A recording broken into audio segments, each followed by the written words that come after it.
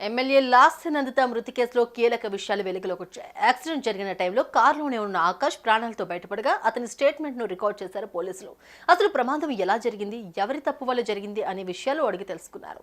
అటు ఆకాష్ ఏం చెప్పాడంటే, అత్యాధునికమైన టెక్నాలజీతో ఫెర్టిలిటీ ట్రీట్మెంట్ అందిస్తోంది మెడిసి ఐవీఎఫ్. ఫిబ్రవరి 23 తెల్లవారుజాము 4:30 గంటల సమయంలో బీఆర్ఎస్ ఎమ్మెల్యే లాస్య నందిత సంగారెడ్డి పటాన్చెరు ఓఆర్ఆర్ పై కారులో ఆకాష్ తో కలిసి వస్తున్నారు.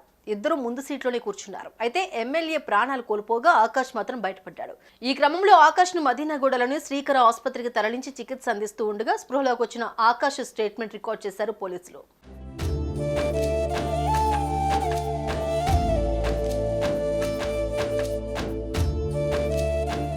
పోలీసుల స్టేట్మెంట్లో పోలీసులకు ఆకాష్ కీలక విషయాలు వెల్లడించాడు. మెజిస్ట్రేట్ ముందు తన వాంగ్మూలం ఇచ్చాడు ఆకాష్.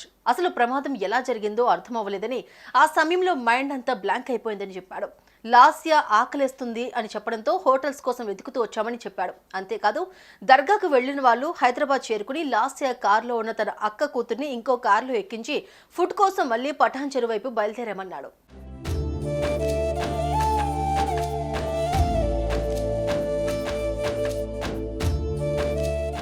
అసలు యాక్సిడెంట్ సీన్ ఏమాత్రం గుర్తులేదని చెప్పాడు ఆకాష్. ట్రక్ ను ఢీకొట్టగానే మైండ్ అంతా బ్లాంక్ అయిందని తెలిపాడు.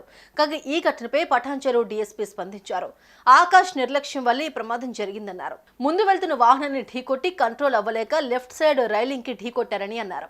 ప్రమాదం కంటే ముందే కారు ముందు పార్ట్లు పగిలి కింద పడిపోయి ఉన్నాయని, అటు నిర్లక్ష్యం ఇటు అతివేగంగా నడపడం వల్లే ప్రమాదం జరిగిందని క్లారిటీ ఇచ్చారు.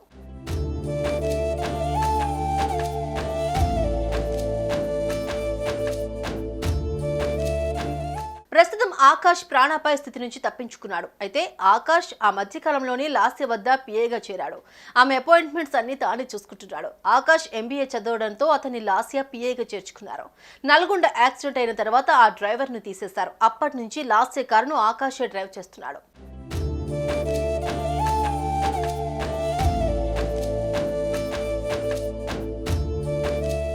డ్రైవర్ ను మార్చారు, అయినా ప్రమాదం తప్పలేదు. తెల్లవారుజామున అసలు ఎందుకు ఫుడ్ కోసం అంత దూరం వెళ్లారో అర్థం కాని పరిస్థితి.